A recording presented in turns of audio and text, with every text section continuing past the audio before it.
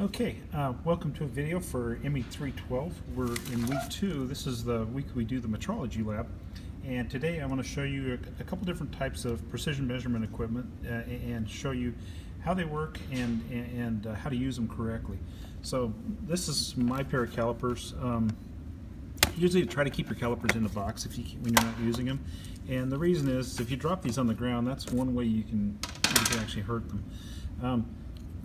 Let me turn these on, and you'll notice right now it's going to come up in inches. Inches on this one is in the lower left-hand corner of the screen, but if we wanted to toggle between inches and millimeters, it's just a button push. Also, these calipers, you can re-zero it at any place along the way. So if you're making incremental measurements along, a straight section or something like that, you can open it up and see what the difference is between, point B and C or something like that. Now, the components of a pair of calipers. This is the beam of the caliper. These are the jaws of the caliper. These are called spurs, and we'll get to that here in a few minutes. On top is the thumb wheel, and that is knurled. If you look closely, you can kind of see that crosshatch pattern. That is like you would see on a ratchet or something like that, and that is so that you can lock it in place. You tighten it up, and it won't let it move. On the bottom, there's a little wheel right here, and the wheel is actually a thumb wheel, and it's for adjusting, doing the fine adjustments on it. You can also just grab the body of it and slide it in and out like this. So I'm going to slide it all the way closed initially. And one thing I did there without explaining myself is I wiped off the inside of the jaws like that with my fingers and then closed it. I did that in case there was any lint or dust or sand or crap on the inside of the jaws that would keep from getting good reading. So typically machinists just go like that before they use a pair of calipers. Close it, and then I'm going to zero the caliper, so it should go right back to zero. And the ones you have in those silver boxes have the inches and millimeter modes the way this caliper does it. They also have a fractional one which goes to, I think it's 1/128th of an inch. I don't know why in the world you'd ever need something like that, but I guess if you're doing architecture models or something like that, it would be quite useful. But anyhow, I think your calipers came with a spare battery. If you need to change the battery, there's a little door on this one. You slide it down, and there's a little lithium-ion battery inside. You can swap it out, but they last quite a long time, so I doubt you're going to need to change them out. So this is a pair of digital calipers, and I'm going to put a couple pieces of material in here and show you how to make 4 basic measurements with a pair of calipers. Normally when we're making measurements, I'm going to start out with what's called a 1, 2, 3 block. This is a precision tooling block, so it should be pretty close to the right size. And I'm going to tip my phone down just a little bit so you guys get a better view here. Or maybe go farther away. There we go. And bring my calipers in the frame here. And we're going to make exterior measurements. And if I want to measure how thick this block is, just pull it open like this. Make sure that it goes to 0. And then I'm going to use the thumb wheel here to put the same uniform pressure on it time after time. You notice it stops right at 1.00, that's 1.005. There we go. So it's exactly 1 inch thick, and I anticipated that. This block should be exactly 3 inches long. And same thing here. This dimension here should be 2 inches. So I'm going to go 2 inches. Exterior measurements are going to be by far the easiest ones to do, but that's just one of 4 basic measurements you can do with a pair of calipers. Now these heels or spurs that are on the back side here are for measuring inside of holes and slots and grooves and stuff like that. So I'm going to bring another piece of material in here, and this is called a V-block.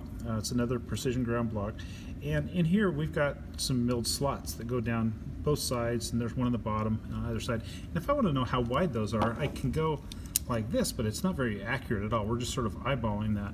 But if I stand it up like that and use the spurs, I can measure it, and you can see that it's about 0.253, just over 1/4 of an inch wide. If I want to measure how wide the slot is at the bottom of that V-notch down there, same thing. This one is 0.078 or 78 thousandths of an inch wide. Again, outside measurements like this, and this takes a little bit of practice, you guys. Just take your calipers, play around, and you'll get the hang of it really quickly. Those are going to be by far the 2 most common types of measurements you're going to do with a pair of calipers. Now the third type of measurement we can do is we can measure the depth of holes or slots or something like that. Like this slot here, if I wanted to replicate this and I want to measure how deep this is from this surface here down to the bottom of that, put it down on a flat surface, and you see this thing down here? This is called a tail. And what I'm going to do is I'm going to find a flat surface. This surface up here on top I'm going to assume is flat. I'm going to come all the way down like that, and then I'm going to zero my micrometer. See, it's off 2007 inch. That's not uncommon. So, oops, I'm going to zero it right there. And now, if I do that same measurement over again, it should go right to 0. There, and what do you know, it's right on 0. So now I'm set, and I can start taking depth measurements. So I'm going to come in here like this, and I'm going to use the bottom of it, and I'm going to take a measurement of depth on that slot, and it is 0.144 inches deep. Same thing if I want to measure from this surface down to there, or let's say that I wanted to measure if these holes are all drilled all the way through in this block here, if I hold it up, but if I put it on top of a flat surface, I can make that measurement like this to measure how deep a hole is, or something like that, and it's going to be 1.001, pretty close to an inch. To put these measurements in kind of a scale that's comprehensible, a piece of paper is 2007 inch, or 0.002 inches thick, and so dial calipers are typically accurate to within 1,007 inch. Different calipers have different degrees of precision, and some are a little bit better than others. The ones we gave you are pretty decent calipers. The Starretts that I showed you here are, just a second, bring them up. The Starretts I showed you here, these are mine, and I think they're about 180 bucks. The ones that we bought for you guys were 30 bucks because I had to buy 70 pairs of them. Anyhow, this is a pair of digital calipers. Now I showed you how to make 2 measurements, and I told you there were going to be, or 3, I'm sorry. So I showed you outside measurement, inside measurement, and depth measurement. The 4th measurement is what's called the offset, and if I turn it and look at it this way, you're going to notice the bottom of the caliper has got a little bit of a step or a ridge there. And if I have a metal shaft that's been turned or something like that, we'll say that these 2 pieces were machined this way, and we had to measure the distance between this edge and the outside of that block right there. What I can do is I can close my calipers, calibrate them, or zero them, just like that. And then I'm going to use the head of my caliper and just ram it up against it like that. And on the bottom, this thing, I'm going to push it up against it until it stops. And so that measurement is 0.581 or 582.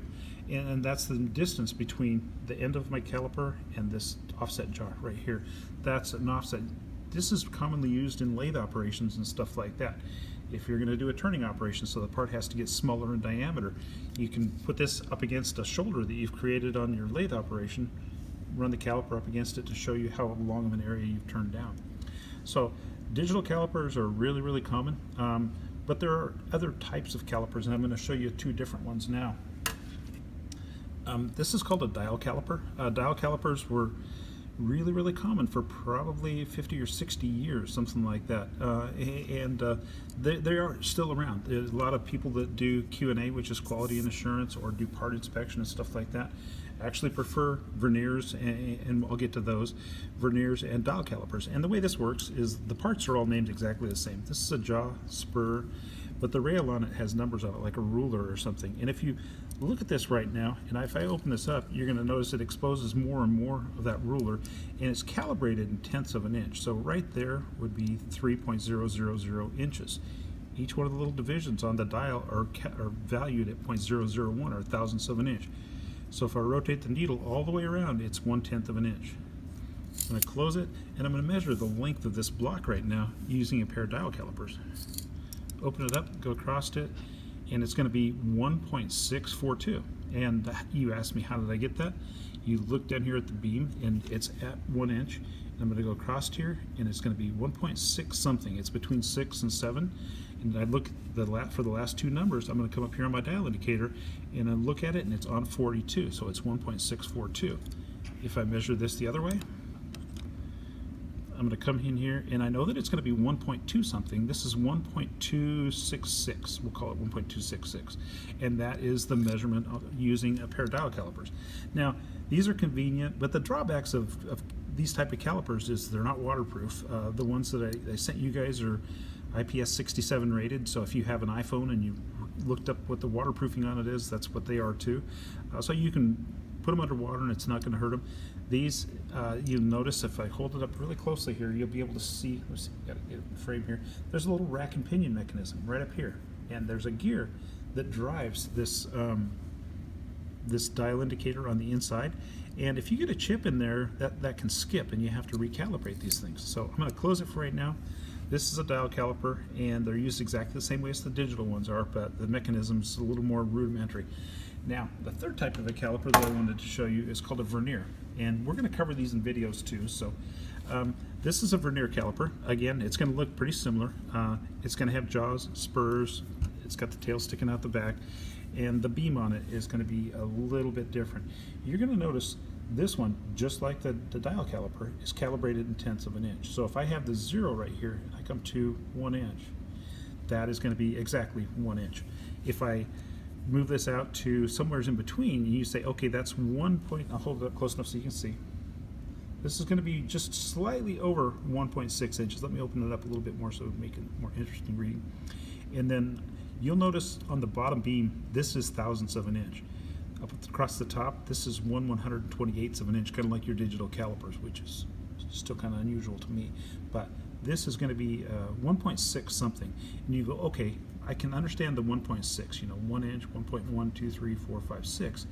But what is it after it gets past that? And what you do is you look at where the lines line up with one another across the bottom scale with the rail here. And that's going to be, I'm looking at the 10 right now. The 10 and the 1, they line up pretty close. And so this is going to be 1.610. And so I just took a reading with a really simple mechanical mechanism. This is one steel scale sliding past another one. The beautiful thing about this is they're not affected by temperature or humidity, and they're very, very durable, but they're precise. And once you learn how to read a vernier, it's the same with micrometers and some of the other stuff I'm going to talk about. Once you learn how to read this, reading any other vernier is going to be really, really simple. So that's the 3 basic types of verniers, and I'm going to pause for right now and go ahead and pick up some other tools and show you guys how to read micrometers. Give me a second.